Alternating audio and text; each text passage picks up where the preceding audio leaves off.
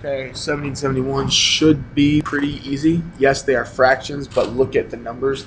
They're perfect squares. Okay, that's good news. Square root of 36 is 6.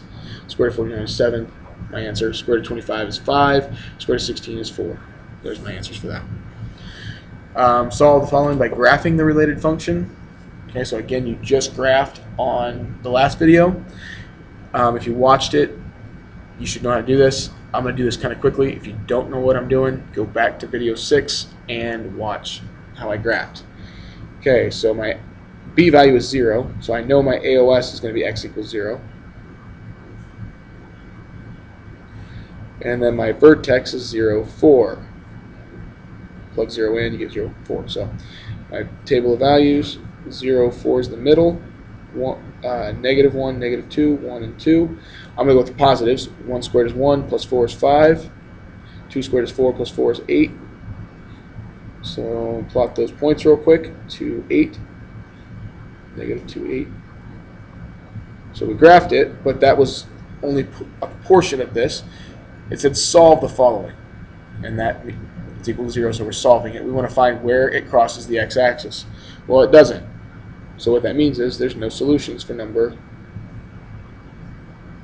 72. 73, I need to get 8 on the other side first before I solve it. So x squared plus 2x minus 8 equals 0.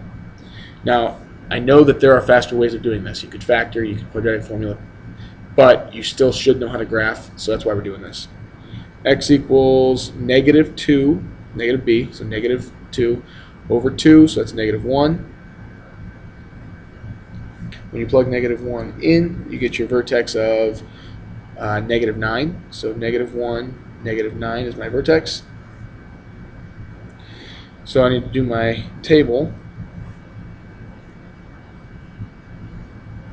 And 2 smaller, negative 2, negative 3, 0, and 1. 0, put it in, you get negative 8. So negative 8, negative 8. 1, you put it in, you get 1 plus 2 minus 8. So negative 5. Now I left some room because it hasn't crossed the x-axis yet, but I hope you see that it's going to when it keeps going up. Let's go one more number. 2, negative 4. Let's see what happens. 2 squared is 4, plus 4 is 8, minus 8. There it is. So it crosses at 2 and negative 4. So my solutions are x equals 2 and x equals negative 4. Okay, use the zero product property to solve each equation. And what that is you have two numbers multiplied together that equals 0. So one of these has to equal 0 at least. Add 3, you get x equals 3. Add 7, you get x equals 7. X plus 4 equals 0. 2x minus 9 equals 0. Subtract 4, you get x equals negative 4. Add 9, you get 2x equals 9. Not done yet, got to divide by 2. So x equals 9 over 2 or 4.5.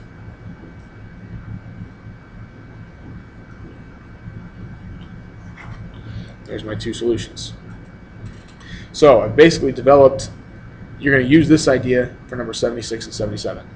The only problem is it's not factored for you. 74 and 75 were factored already. These are not. So I need to factor them. Two numbers that multiply to negative 4 and add to 3 would be positive 4 and negative 1. Now that doesn't mean 4 and negative 1 are my solutions. That means those are my factors. I need to set them equal to 0 and solve them. Subtract 4, you get x equals negative 4. Add 1, you get x equals 1. So my two solutions are actually negative 4 and positive 1. This one it's x minus 7, x plus 2. So my answers are 7 and negative 2. And 78 through 81 radicals here. Okay, so I need to do the square root of 108 b to the 4th. So I need to do the square root of 108, and I need to do the square root of b to the 4th. 108 breaks down into 12 and 9. 9 breaks down to 3 and 3. 12 breaks down into 6 and 2. And 3 and 2. And again, I look for pairs here. I got a pair of 2s and a pair of 3s. So that means I'm taking out 1, 2, and 1, 3, and multiplying them together. 2 times 3 is 6. The leftover 3, so that's 6 radical 3.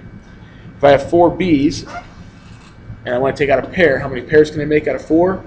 I can make 2 pairs, so I can take out 2 b's. So that's b squared left over, or outside. There's nothing left over inside. So my answer is 6b squared radical 3. Done. 79 has a radical in the denominator. That's the problem. You can't have a radical in the denominator. Is it a perfect square? No. Can I reduce the 5 and the 6?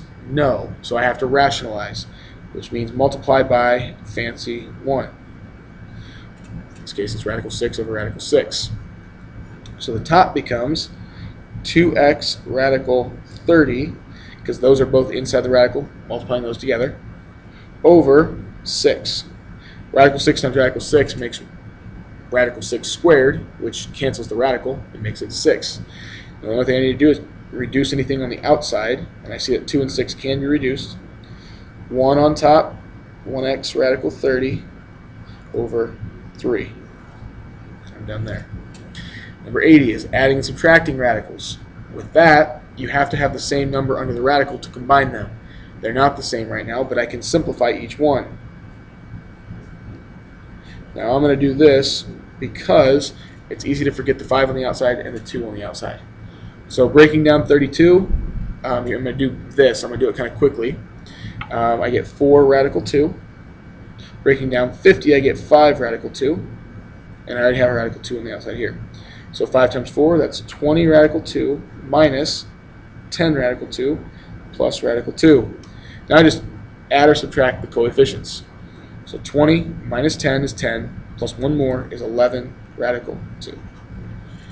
81, another fraction. Do I have a perfect square? No. Can I reduce? Yes, I can. I can reduce this. Reducing doesn't do anything to the radical, so I'm going to keep the radical right there. What can I take out of 63 and 7? Well, that's actually divisible. So 63 divided by 7 is 9, and that's on top. Where are there more y's? At the bottom. How many more? 2.